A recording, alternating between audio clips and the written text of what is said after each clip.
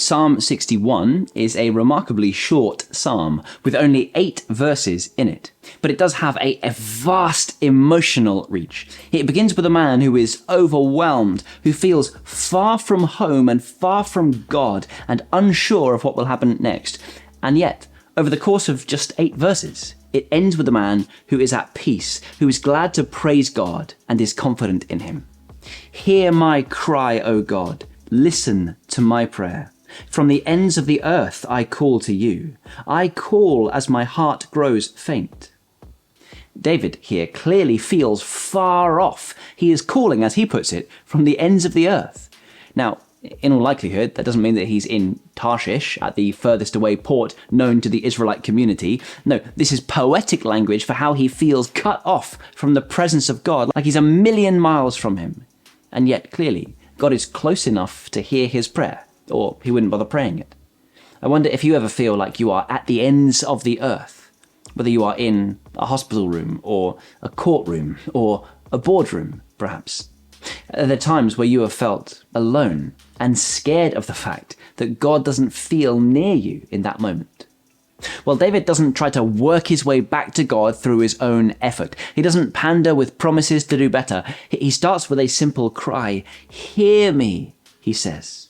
If God is hearing, what exactly does he want God to hear him ask for? Verse 2, lead me to the rock that is higher than I. What a beautiful prayer that is. He is longing for solid ground, something steadfast, immovable, reliable. He's longing for God himself, actually. As Psalm 18 tells us, the Lord is my rock, my fortress, my deliverer. David cannot fight his way back to God, but God can lift him up into his presence and place his feet on a firm foundation. And so this is David asking, effectively, that God would do for him what he cannot do for himself, that God would lift him up in his arms. For you have been my refuge, David says, a strong tower against the foe. I long to dwell in your tent forever and take refuge in the shelter of your wings. This is the beauty and the intimacy of real faith in God. It's not just believing that there is a God out there somewhere, but believing that he can be known and loved and trusted. It is seeing him not just as sovereign, but as a shelter that we can come to, a strong tower that we can run to. It's the difference between seeing God as merely strong and seeing him as safe. You are safe, of course, because his strength is used for your good. David has a personal relationship with this great God, and the psalm encourages us to have the same. In verses 5 to 7, David is praying for himself, but he's effectively praying God's promises back to him. These are things that God has promised to David and his descendants. For you, God, have heard my vows. You have given me the heritage of those who fear your name. Increase the days of the king's life, his years for many generations. May he be enthroned in God's presence forever. Appoint your love and faithfulness to protect him. David is zooming out here and seeing the role that he has within salvation history. You've given me the heritage of those who fear your name is a fancy way of saying, I am that direct descendant of Judah whose throne you promised would last forever. As he says in verse 7, may he, that is the king, David, may he be enthroned in God's presence forever.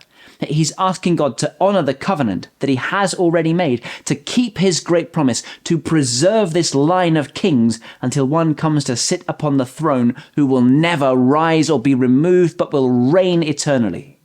Of course, we know from our vantage point in history that this request would be ultimately fulfilled in Jesus. Jesus is the king whose days are truly eternal, from everlasting to everlasting. Jesus is the one enthroned in God's presence forever. Jesus is that descendant of David in whom God's love and faithfulness are forever found. And Jesus is generous to us, his people.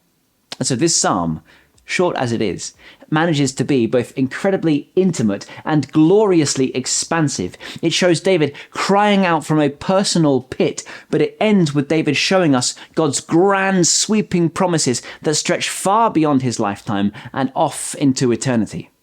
The psalm ends not in despair, but in devotion to God. David says, "Because I know you have heard me, and because I trust your promises, I will keep praising you. I will keep walking with you. I will keep trusting you forever. Then I will ever sing in praise of your name and fulfill my vows day after day." That is the journey of faith, isn't it? It's not always about instant solutions or dramatic turnarounds. Sometimes faith looks like this: calling out to God, casting yourself upon his promises, reminding yourself of the truth, and trusting that he is faithful, past, present, and future. The God that we call out to is our rock and our refuge. He's our strong tower and our shelter.